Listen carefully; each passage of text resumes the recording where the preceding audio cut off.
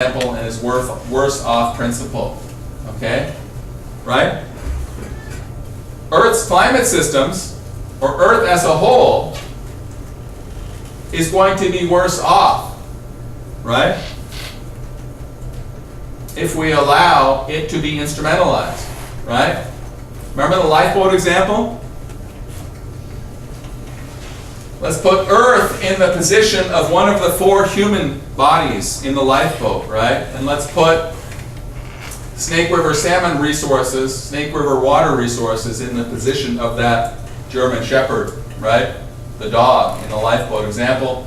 Remember, Regan argues that it's better to preserve the humans and to instrumentalize, right? But that's a very rare kind of situation that we almost, I don't know if we'd ever encounter that kind of situation.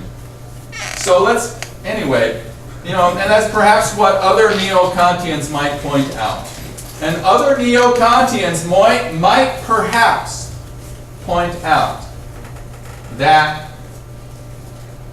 the other example that I relied on that day when we talked about Tom Regan and animal rights is more analogous. Okay? Remember the other example that I talked about that day? Yeah, you guys remember? Yeah, remember we compared, remember when we talked about Tom Regan and animal rights? We compared Tom Regan's lifeboat example, and we talked about his worse off principle. And then I asked you guys to consider this other example that I introduced, okay? And I asked you to consider the difference between this example and the lifeboat example, okay? And in this example, we are not faced with this stark choice between either instrumentalizing the German Shepherd or instrumentalizing one of the human beings. Here, the refusal to harvest the chimpanzee heart, as you recall, does not necessarily, the way it does here, does not necessarily entail, right? Does not logically entail instrumentalization of the human being. Remember? So that seems a very significant difference, and perhaps it might be instructive to consider in our example today whether or not the moral struggle which we're talking about, right? Moral struggle involving Snake River water resources and Earth's climate system is more analogous to the lifeboat example or more analogous to the chimpanzee to human heart transplant example, okay? And if it's more analogous to this, then we probably generate a different answer, right? To the question of whether or not this is the right course of action. Okay? But let's let Andrew step in and maybe we'll... Yes, go ahead, Andrew. As far as the lifeboat analogy is concerned, why not consider the Earth to be a lifeboat and as opposed to a passenger on the lifeboat?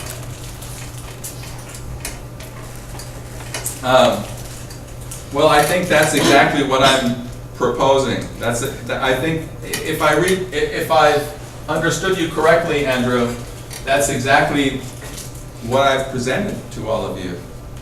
No, I thought you said that we're talking about a moral struggle between 2 entities, each of which has direct independent moral status, right? 2 ecological wholes. Now I know I have been a little bit loose with my definition of ecological wholes. But I've also stated that ecological wholes include species, climate systems, ecosystems. I've tried not to be so loose with my definition of ecological wholes, but the point is,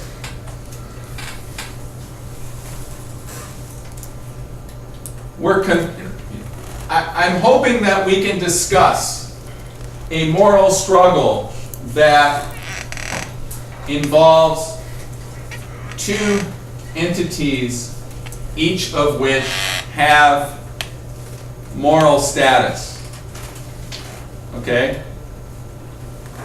Earth's climate systems and Snake River water resources, which I take to be not synonymous with, but right, Snake River water, right? I mean, we're talking about instrumentalizing all of the water in the Snake River in order to capture the kilowatts, right, from its falling.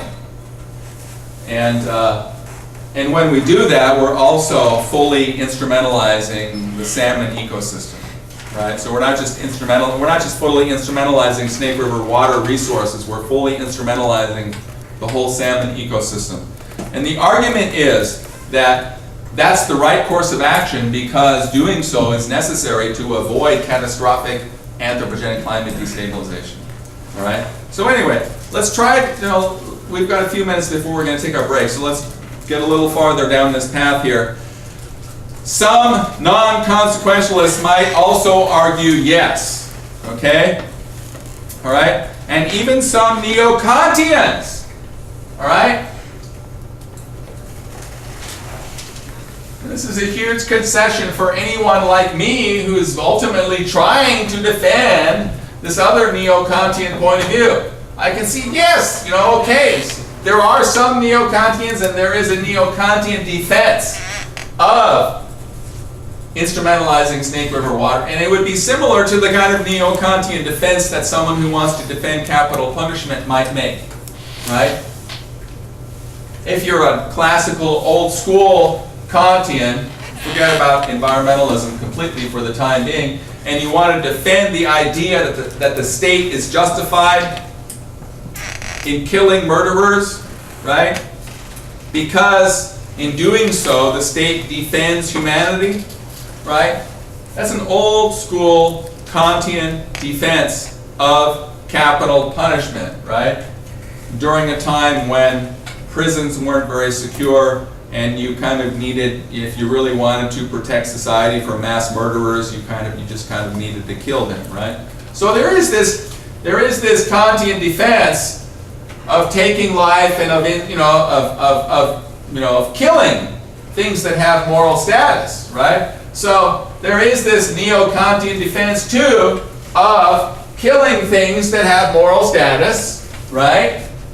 For the sake of a larger entity that also has moral status, right? So there is this neo-Kantian argument that says, well, if you absolutely have to fully instrumentalize, because we know that Mother Earth is the most important of all, right? And if you absolutely have to instrumentalize Snake River water resources to preserve Mother Earth, right? Then go ahead, then you have to, right? Then you're morally obligated to, right? And you might jump on board. You might even cite Tom Regan. You might say that's what Tom Regan, for example, in the lifeboat example, that's what he's talking about, right? Clearly, Mother Earth, right?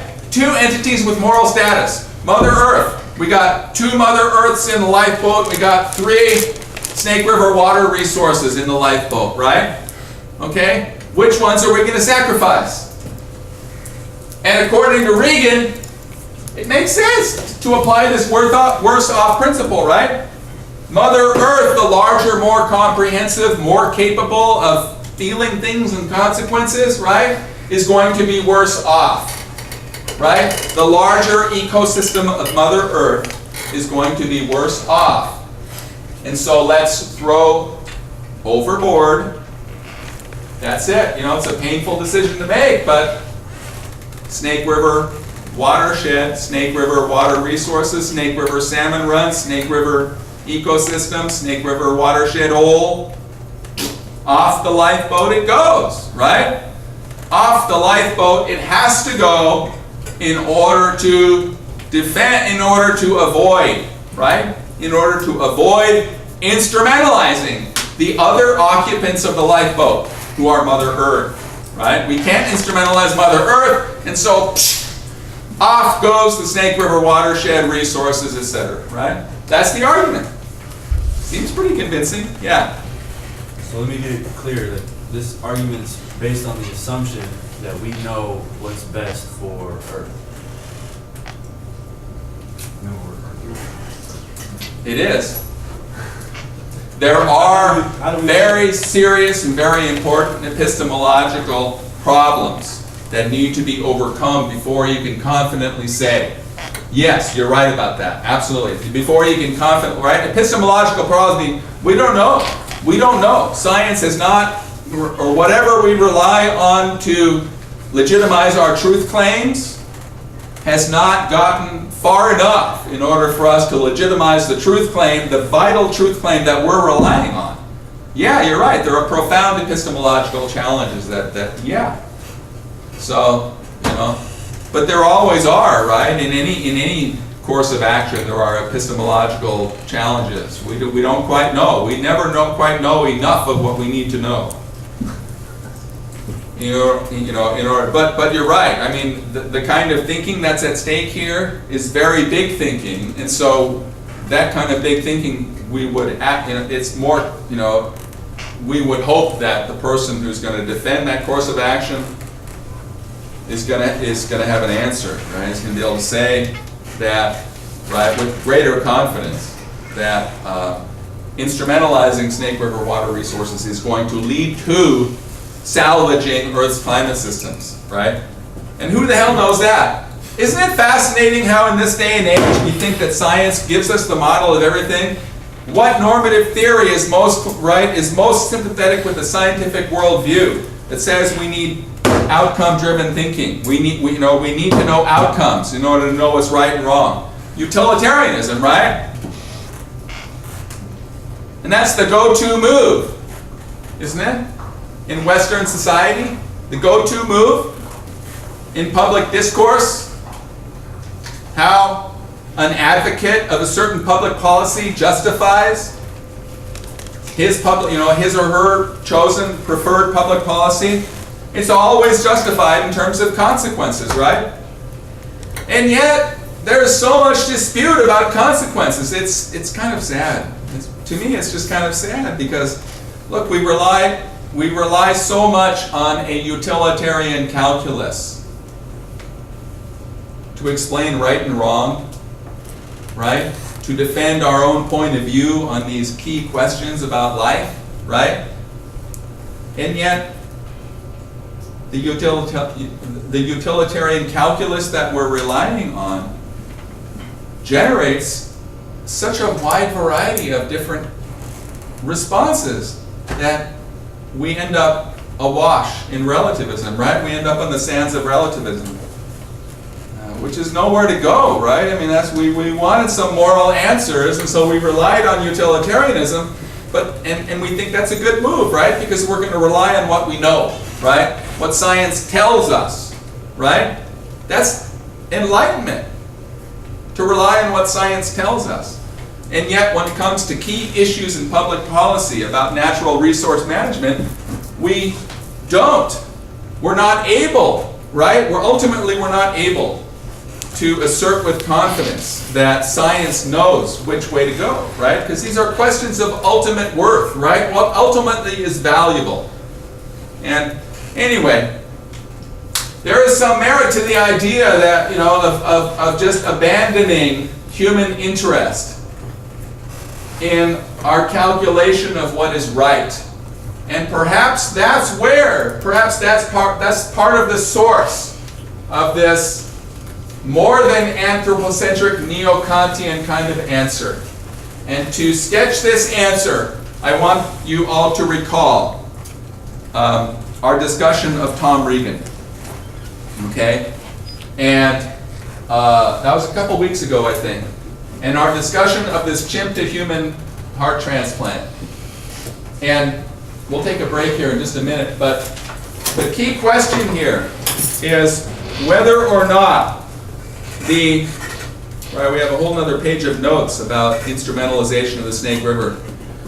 But the key question is whether the moral struggle over Lower Snake Dams is more similar to, right? Is it more like this or more like that? Is it more similar to the moral struggle involved in Regan's lifeboat example, or is it more similar to the struggle involved in the chimpanzee to human heart transplant? You see what turns on that? Does everyone appreciate exactly what turns on that? If we accept this distinction as being morally relevant, right? Remember, in this case, the human being was suffering from an infirmity, from an illness, which would kill him, right, unless he gets this transplant. But the illness is not like a situation on a lifeboat where, where humans have to choose to throw him overboard. The illness that he's suffering from here is just nature taking its course, right? I mean, some people get sick, plants get sick, all kinds of animals get sick, and the fact that the fact that it's possible, right? It may be possible for humans to do all kinds of things to the natural world in order to save their own lives, right? But if your measure of right and wrong is instrumentalization and not human life. All right, I remember I got a little sarcastic that day, and I said, well, you're going to go home, Thanksgiving, and I know it's not Thanksgiving time of year, but Easter or whatever, no, summer break. You're going to go home at summer break, and your parents, your family's going to ask you, well, what did you learn? And you're going to say, well, I learned that sometimes it's morally right to sacrifice human life, or to let human life go. Not to willfully sacrifice it, but to let human life go if it involves some other kind of objective value, objective moral value. And in the case of the chimpanzee and heart transplant, the Kantian would say that you can't do that, right? You can't take that chimpanzee heart transplant because the ultimate test of right and wrong is not just whether humans suffer or not, but whether or not an entity which has moral status is being fully instrumentalized. Okay?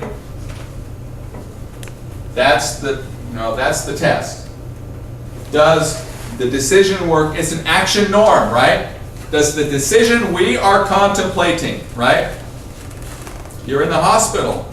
You're contemplating this decision to approve the operation, right? Chimp to human heart transplant.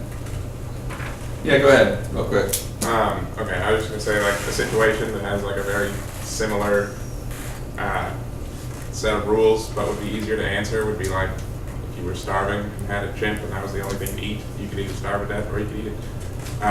But, like, I don't know, it just seems like because it's a medical thing and he's sick, that it, like, okay, nature. You're on a deserted isle. And there's just a chimpanzee, and that's the only source of food. Okay, and you have the technological superiority, and you have it all within your power. Just kill that damn chimpanzee and eat his body, and let's assume that after you eat his body, that'll keep you alive long enough to be rescued. Okay, so, okay, good example. Well, I mean, is it as similar? Like, I don't know. Well, here, would refusing to kill the chimpanzee to eat the chimpanzee's flesh result in the instrumentalization of the human being? Simple question, empirical question. Would refusing to kill the chimpanzee on a deserted island mean automatically, right, refusing, the moral choice, I will not do that. I just will not do that. I will not inflict bodily harm upon that chimpanzee. Will that decision result in instrumentalization of you the human? No. Okay. So the morally right course of action for some neo-Kantians. Remember, I don't know, and I haven't had enough communication with Tom Regan to be able to say whether his theory is more like, right, is he really telling us that it's okay in every instance where we can identify saving a human life, then it's okay, right, to instrumentalize that laboratory rat, that laboratory chimpanzee, etc., etc., etc., right? That's one reading of the deontological argument that Regan offers us, right?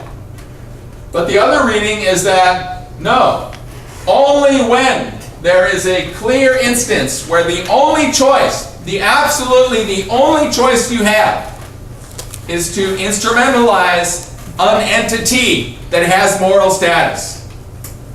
Only in that situation can you instrumentalize an entity with moral status, right? And that's the lifeboat example, right? There's no way. If you refuse to instrumentalize the German Shepherd, just refuse. You're an animal rights advocate, you're a dog lover, you just love all furry critters, right? Because you're a child, whatever, but you just love all furry critters, you just refuse, right? Well, sorry, dude. Under this very abstract, I guess there's always an alternative, right? Which is the problem with all these thought experiments. But, right, under this lifeboat thought experiment, that means automatically, if you refuse to instrumentalize the German Shepherd, then automatically that means you're instrumentalizing one of the other occupants, right, who are all human, of the lifeboat, right? And only under those very rare, very unusual circumstances, the deontologist might say, is it justifiable to throw, right? But in this case, sorry, man, you just got to let yourself die. Right? Right? Because your test is not save all human life, right? I mean, if that's your test, then geez, all kinds of things are justified, right? Save all human life. Well, this test, there are all these humans suffering from, some rare form of cancer, and this test has a strong likelihood, right? Well, how strong? And that's why I always point out, look, there are all these epistemological problems, and what's the threshold you have to cross, right? In order to reach that justification for instrumentalizing that animal, right? Because somewhere down the road it's going to result in some benefit, or not just benefit, but saving a human life, right? So, anyway, to me the neo-Kantian argument that makes more sense, and the reading of Tom Regan that makes more sense, is the reading that says that where you have to choose between entities with moral status, then the proper guideline is don't instrumentalize. And only in those situations where you have to instrumentalize, okay? So that leads us to the question. Do we have to instrumentalize?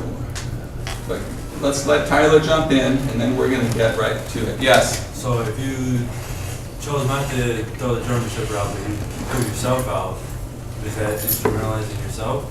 Because it seems like the same thing if you're... You are instrumentalizing yourself. How can you instrumentalize And as an old school Kantian, you would be, you couldn't do that. You couldn't do that because you're instrumentalizing humanity. So, yeah. But if you're a Regan, if you're not an old school Kantian and you just draw the line, where Regan does, subjects of life, then, you could leave a little note for your loved ones and say, I did this because, I'm a Reganite deontologist, and, and my poor, I believe that my dog was more, just as valuable as me, and I just couldn't make that choice, and I think that actually my dog is worse off, so. But is that the last German Shepherd, or the last, in the world? Now, if that was, now my favorite example there is the pregnant thylacine. If that was a pregnant thylacine on the lifeboat with you, then what? There are millions of humans, right? But there are no thylacines, and this is the only one. Not only that, but she's pregnant too. So probably you ought to just fling yourself overboard. At that point. The island chimp one too is that the last. Is that chimp is the only one on the island? Or is there more chimps on the island? Might not, you know what I mean? I don't know. Sometimes you just gotta play the game. And maybe those chimps know sign language, and so they can make promises, which means they've been bumped up. And maybe the chimp can fish, which means you get fish. Yeah. Okay. All right. But let's consider that, it seems to me now that our line of inquiry, but now we run out of time. I mean, look, we should take a break, huh? And I wanted to talk about David Watson's. All right, so let's just take a break until 10 or 11 after 1. All right, so at 1:11, let's resume and let's continue this very, very fascinating discussion of our policy choices. Seems like you've accepted this whole hierarchy of humans above chimpanzees above dogs, so on and so forth, to where the whole climate system is has like a higher value than the part of the climate system. So isn't the part of the climate system? It seems part like of the I whole- haven't. I mean, it Well, seems no, like I'm just the whole our discussion so situation far. presenting here. Our discussion so far seems to assume with Regan that there are these entities which have absolute moral status, and I'm just trying to consider today whether, what happens when two entities, two ecological wholes with absolute moral status are perhaps in conflict with each other. And ultimately, How could they be in? how about the Snake River salmon resources, the Snake River salmon ecosystem being in conflict with, But a good for a part of an ecological whole is good for the ecological whole. But, I mean, that's the whole. That's assuming that we know what's good though. That's the whole point of what this argument is. This whole argument is based on the assumption that we know what's best for the earth. Well, we don't.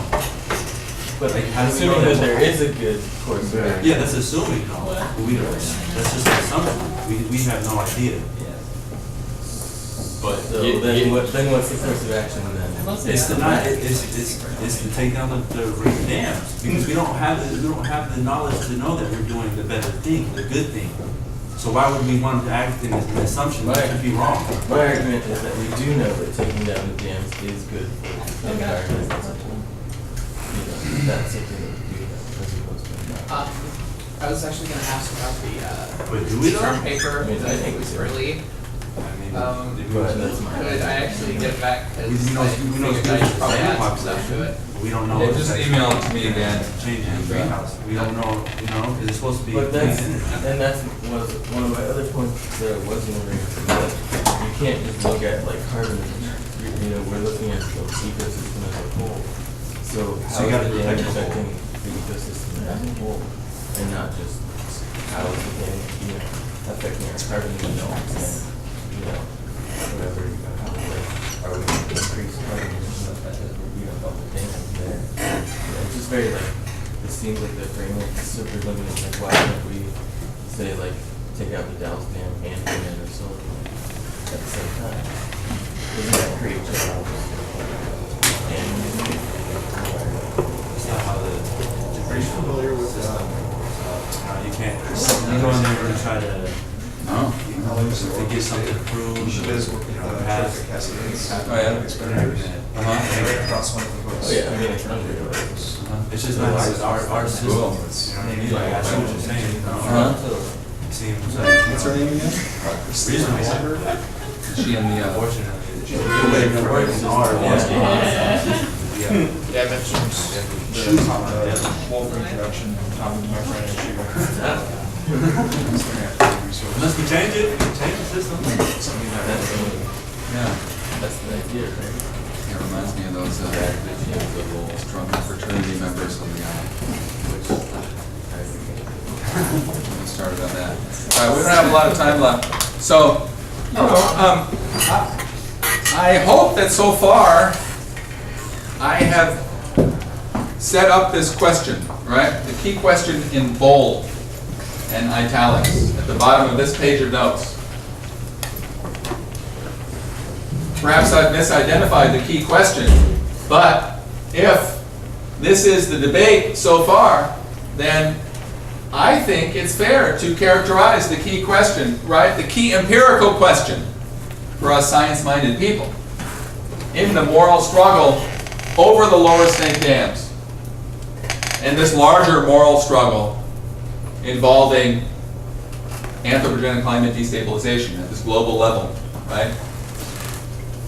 The key question for us is whether or not the moral struggle over the lower snake dams is more like Regan's lifeboat or more like my chimpanzee to human heart transplant example.